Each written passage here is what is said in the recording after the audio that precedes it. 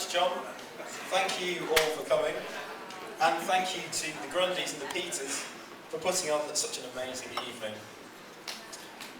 It's a real honour for me to be here as David's best man today. I've even trimmed my beard for the occasion. Although some of you might not be able to tell that. However, I'm sure that you can all join me in appreciating just how stunning Rowena looks today.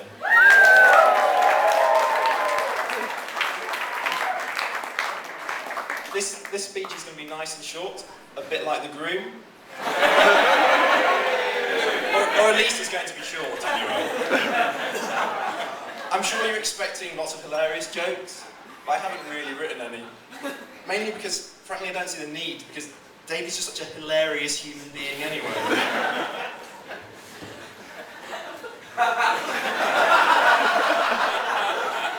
I'd like to take you back, if I may, to when I first met David. Although I realise that many of you know David from his teenage years of naked tie wearing on Little Moss Lane, or even when he was allegedly tied to a chair at prep school for refusing to sit down in class. Given these incidents, amongst many, it's quite surprising just how long it took for David to be diagnosed with ADHD. but anyway, I digress slightly. Cambridge University, sometime in the late 1990s, I think it was in the dark but fragrant cellars of Clare College that we first met, although frankly it's all a little bit of a blur. My first impressions were, who is that weird short man with the dreadlocks, the day-glow piercings, calling himself DJ Bagel?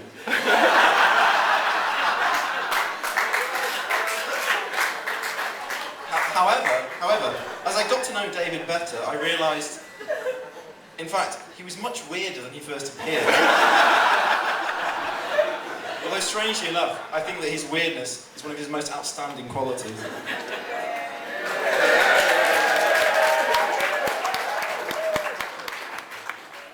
As I think back to those happy, halcyon days, I remember mostly his bad clothes, his terrible DJing, his unique style of dancing. Hopefully we'll be seeing more of that later.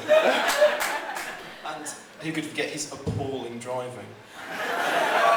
He left his mark on a number of roundabouts in Cambridge and in London. And as I remember, seemed to have an unhealthy interest in the patterns of raindrops on his windscreen on at least one occasion.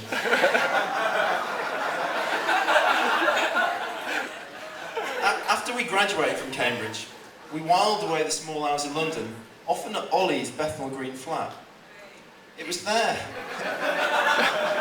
that our relationship got more intimate. Or did it? Unlike Jez and Superhands, in one of our favourite programmes, Peep Show, we never did exactly work out what the bad thing was. Although I did work out that David is a posh spaz.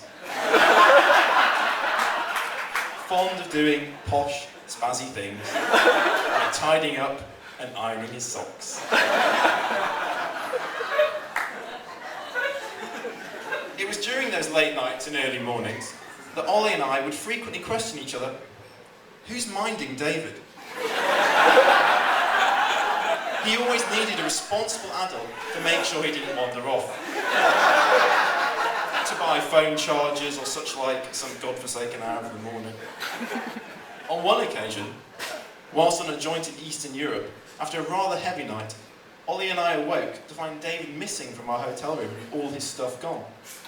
After a few frantic and rather worrying hours, we found that David had checked himself into a different hotel room for some me time and had completely neglected to inform us. Which was, I think you'll agree, really kind of weird. And maybe you're starting to see a bit of a pattern here. This, of course, was, some of you may remember, in a slightly more difficult time in David's life. His brushes with the law, the Rastafarian gentleman who regarded him as just too suspicious. So, I have to say I'm really very, very pleased and happy and thankful to be here today, celebrating this time in your life, David. I can honestly say that I think meeting Rowena is one of the best things that's ever happened to you.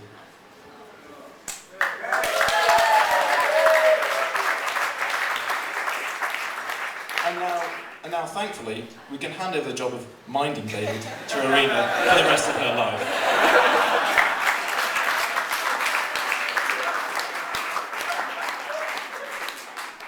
Rowena and I recently spent some excellent quality time together at a friend's house party, chatting over David's inert body while he was having a little lie down. And I do mean little. After one too many aperitifs. That's when I realised, I think, how lucky David was to be with Rowena. Now, I could recount many other weird and embarrassing anecdotes from David's past, and not all of them are appropriate for a family audience, and certainly not those of a newly qualified barrister. I could talk about his love for fantasy role-playing. I could talk about the amount of meat we managed to consume on the stag do, but I'm going to gloss over all of that. Instead, here's what I really love about David. He's hilarious. I've already mentioned this, but he really is hilarious. I really mean that. He always makes me laugh. As I'm sure many of you will know, his razor-sharp intelligence makes some outstanding conversations. One of the things I like best about him as a friend is that we're able to have really quite heated disagreements about matters of politics and philosophy, but still remain great friends and even learn from each other on occasion. For instance, I've started to have more respect for Michael Portillo than I used to.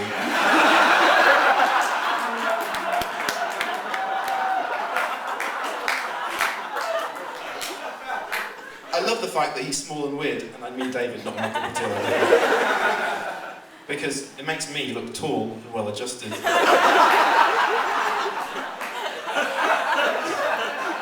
I love his mischievous nature. I love and respect his willfully contrary character. He's not afraid to speak his mind. Unless, of course, his new legal corporate paymasters instruct him otherwise.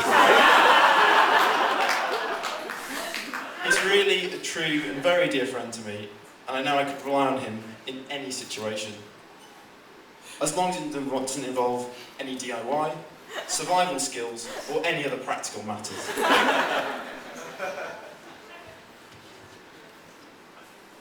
So, it really is a privilege to be with you here today. A true honour to be David's best man at this auspicious occasion for Rowena and David's wedding. I wish them many, many blissful years together, and I promise I'll look after your house when you're on honeymoon. So, ladies and gentlemen, without further ado, if I could invite you all to be upstanding and to join me in raising a toast to the bride and groom. Bride and groom.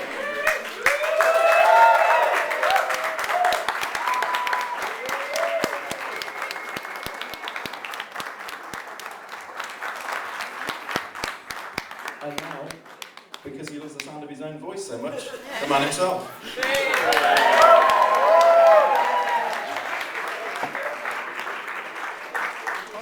Hello.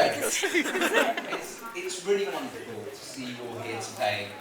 Family, old and new friends. I'm so glad that I can celebrate with you today. It's said that you can judge a person by the company they keep. It's an awful cliche, but